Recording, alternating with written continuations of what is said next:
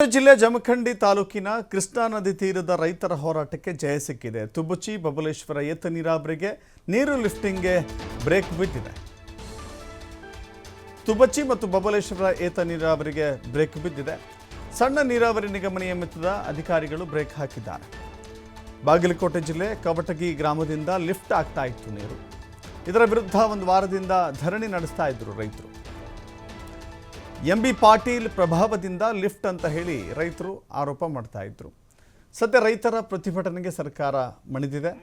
ನೀರು ಲಿಫ್ಟ್ ಬಂದ್ ಆಗಿದೆ. ನೀರು ಲಿಫ್ಟ್ ಬಂದ ಹಿನ್ನೆಲೆ ಹೋರಾಟವನ್ನು ಕೈಬಿಟ್ಟು ವಿಜಯೋತ್ಸವವನ್ನು ಆಚರಣೆ ಮಾಡಿದ್ದಾರೆ.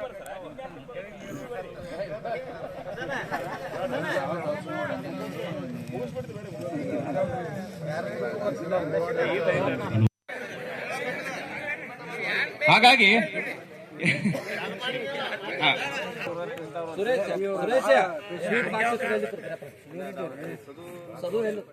ಏನೋ ಒಂದು ಪರಿಸ್ಥಿತಿ ಉಂಟಾಗಿತ್ತು. ಈಗ ಅದಕ್ಕೆ ನಿಮ್ಮ ಹೋರಾಟಕ್ಕಾಗಿರ್ಬೋದು ಅಥವಾ ನಿಮ್ಮ ಒಂದು ಮನವಿಗೆ ಜಿಲ್ಲಾಡಳಿತ ಆಗಲಿ ಅಥವಾ ಈ ಸರ್ಕಾರನೇ ಈಗ ಸ್ಪಂದಿಸಿ ಏನು ತುಬಚಿ ಬಬಲೇಶ್ವರ ನೀರಾವರಿಯಿಂದ ನೀರನ್ನು ಜಗ್ಗುವಂಥ ಕಾರ್ಯಕ್ರಮವನ್ನು ಇವತ್ತು ಬೆಳಿಗ್ಗೆ 7 ಗಂಟೆಗೆ ನಿಮ್ಮ ಒಂದು ಮನವಿಯ ಮೇರೆಗೆ ಸ್ಟಾಪ್ ಮಾಡಲಾಗಿದೆ. ಕಳೆದ 2 ದಿನದಿಂದ ಇಲ್ಲಿಂದ ನೀರು ಬಿಜಾಪುರ ಕಡೆ ಹೋಗ್ತಾ ಇತ್ತು. ಸೊ ಮಾನ್ಯ ಎ ಸಿ ಅವರಾಗಿರ್ಬೋದು, ಜಿಲ್ಲಾಧಿಕಾರಿಗಳಾಗಿರ್ಬೋದು ಅಥವಾ SP ಅವರಾಗಿದ್ದು ಎಲ್ಲ ಪೊಲೀಸ್ ಇಲಾಖೆಯವರು ಈಗ ನಿಮ್ಮ ಜೊತೆನೆ ನಿಂತ್ಕೊಂಡು ನಾವು ಸತತವಾಗಿ ಒಂದು ಕಂಟಿನ್ಯೂಸ್ ಆಗಿ ನಮಗೂ ಕೂಡ ನೀರಿನ ಅಭಾವ ಇದೆ. ಸೊ ಈ ಒಂದು ಬಿಸಿಲಿನ ಕಾಲದಲ್ಲಿ ನೀವು ನೀರೊಳಗೆ ಅಷ್ಟು ಸೂಕ್ತವಲ್ಲ ಅನ್ನೋದನ್ನು ಸಾಕಷ್ಟು ಪ್ರಯತ್ನ ಪಟ್ಟು ಮನವರಿಕೆ ಮಾಡಿ ಇಲ್ಲಿನ ಜಿಲ್ಲಾಧಿಕಾರಿಗಳು, ಇಲ್ಲಿನ SP ಅವರು, ಬಿಜಾಪುರದ ಜಿಲ್ಲಾಧಿಕಾರಿ, ಬಿಜಾಪುರದ ಜಿಲ್ಲಾಧಿಕಾರಿಗಳ ಜೊತೆ ಇಲ್ಲಿ ಒಂದು ಪರಿಸ್ಥಿತಿಯನ್ನು ಸಂಪೂರ್ಣವಾಗಿ ಮನವರಿಕೆ ಮಾಡಿ ಈ ಒಂದು ನೀರು ಜಗ್ಗುವ ಕಾರ್ಯಕ್ರಮವನ್ನು ಸ್ಟಾಪ್ ಮಾಡಲಿಕ್ಕೆ ಯಶಸ್ವಿಯಾಗಿದ್ದಾರೆ. ತಾವು ಕೂಡ ಈ ಒಂದು ಇದಕ್ಕೆ ಶಾಂತಿಯುತವಾಗಿ ಸ್ಪಂದಿಸಿದ್ದಕ್ಕೆ ನಾನು ಆಡಳಿತದ ಪರವಾಗಿ ತಮ್ಮೆಲ್ಲರಿಗೂ ಧನ್ಯವಾದಗಳನ್ನು ತಿಳಿಸ್ತೇನೆ.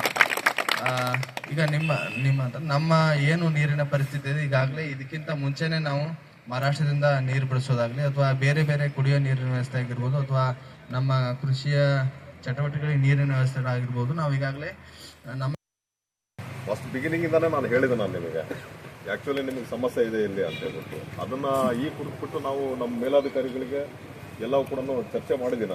ಅದನ್ನು ನಿನ್ನೆ ಕೂಡ ನಿರಂತರವಾಗಿ ಸಂಪರ್ಕ ಮಾಡಿಬಿಟ್ಟು ನಮ್ಮ SP ಸಾಹೇಬರು ಕೂಡ ಅವರು ಮಾತಾಡಿ ಅವರು ನೀರಾವರಿ ಇಲಾಖೆ ಅಧಿಕಾರಿಗಳ ಜೊತೆಗೆ ಆಮೇಲೆ ರೀಜನಲ್ ಕಮಿಷನರ್ ಸಾಹೇಬ್ ಜೊತೆ ಎಲ್ಲ ಮಾತಾಡ್ಬಿಟ್ಟು ಅದನ್ನು ಒಂದು ಇಲ್ಲಿ ಇರ್ತಕ್ಕಂಥ ವಾಸ್ತವ ಸ್ಥಿತಿ ಬಗ್ಗೆ ನಾವು ಕೂಡ ಅವ್ರಿಗೆ ಏನು ನಾವು ಪಡಿಸ್ಕೊಟ್ಟಿದ್ವಿ ಆ ಮಾಹಿತಿಯನ್ನು ಆಧರಿಸ್ಬಿಟ್ಟು ಅವ್ರಿಗೆಲ್ಲ ಕ್ಲೀನಾಗಿ ಎಕ್ಸ್ಪ್ಲೇನ್ ಮಾಡಿ ಅವರಿಗೆ ಈ ಭಾಗದ ರೈತರಿಗೆ ಸಮಸ್ಯೆ ಆಗ್ತಾ ಇದೆ ಅಂತೇಳಿ ತಿಳುವಳಿಕೆ ನೀಡಿದ ನಂತರ ಒಂದು ನಿರ್ಧಾರಕ್ಕೆ ಬರಲಿಕ್ಕೆ ಸಾಧ್ಯ ಆಯ್ತದು.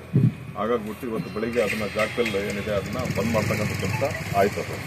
ಯಾವಾಗಲೂ